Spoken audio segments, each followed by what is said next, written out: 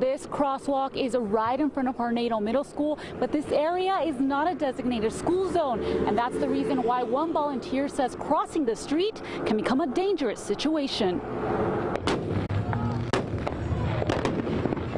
Daniel, it's been a beautiful sight, and as you can see, there's still plenty of people lighting up fireworks to celebrate the 4th of July.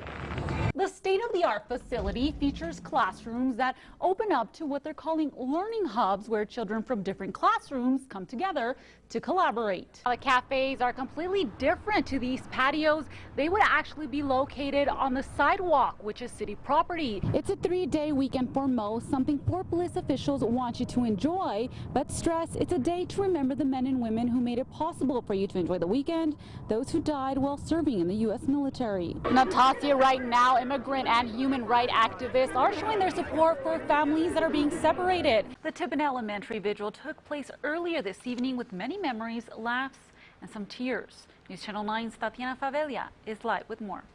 El Paso doctors are the first in the country receiving a new medical training to treat obesity. Tonight, a best friend is remembering the bus driver who received awards for his safe driving. His best friend tells us Luis Alvarez was always striving to give his family the best. Free our children now! They chanted, Kick ICE out the door! Hoping the children housed in tents less than a mile away could hear the support. We're marching for our children! Protesters calling for an end to the family separation policy. Not right. This is cruel. This is inhumane. This is torture to take kids away from their parents, and kids specifically who are fleeing violence and terror and death in the first place in their home country, whose parents literally took their lives into their own hands to travel 2,000 miles to be here. So we need to end the practice of family separation. El Paso Congressman and Senate candidate Beto O'Rourke, who helped lead the march, who don't know when they're going to see their families again, says he's encouraged to see people come together for the children who don't have a voice. Hundreds of people from all over the state are showing their support. They're marching, holding hands, showing that they're united, trying to get a response. One of those demonstrators is Massachusetts Congressman and rumored 2020 presidential candidate Joe Kennedy. On Father's Day, we recognize that universal truth,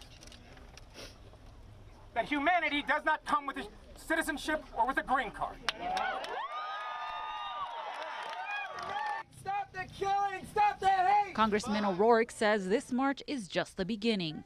We're introducing legislation that's already been written that has dozens of co-sponsors in the House that will end the practice of family separation in the United States of America. I'm going to implore and engage and encourage my colleagues, regardless of party, right? This is not a Democrat or Republican issue. All of us have to stand up and do the right thing. Kennedy compared today's immigrants to those who arrived at Ellis Island, which was a gateway for millions of immigrants to the U.S. Those who we stand and fight for today, the stories of our own families. Reporting from Tornillo, Susy Castillo, News Channel 9. Don, it's never easy to say goodbye to a loved one. A small business owner says a tribute to her grandmother, who lost the battle with cancer last week, could be something others want to do for their loved ones. The carnations and the roses are easier to preserve. Last week, Michelle Rivera gathered the flowers from her grandmother's funeral and set them out to dry. It was her grandmother who raised her. My grandmother was very supportive, and she loved supporting the shop.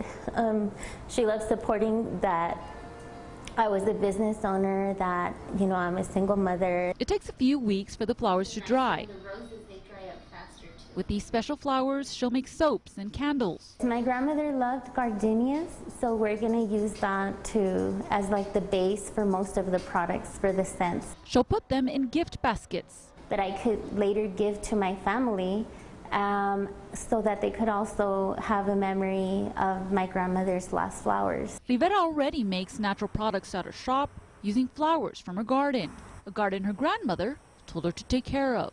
To make sure that it was always giving me flowers, that it was always blooming. She always told me that the garden was a representation of my life, of my business, and to not let it dry out. She felt the need to make something out of the flowers her grandmother was gifted. During the funeral proceedings, I did think of this, and I just thought that there has to be other people out there who would love to have this as the last statement, as the last gift from the people that they love. She says she can create products for anyone looking to have a gift set from their loved one's flowers.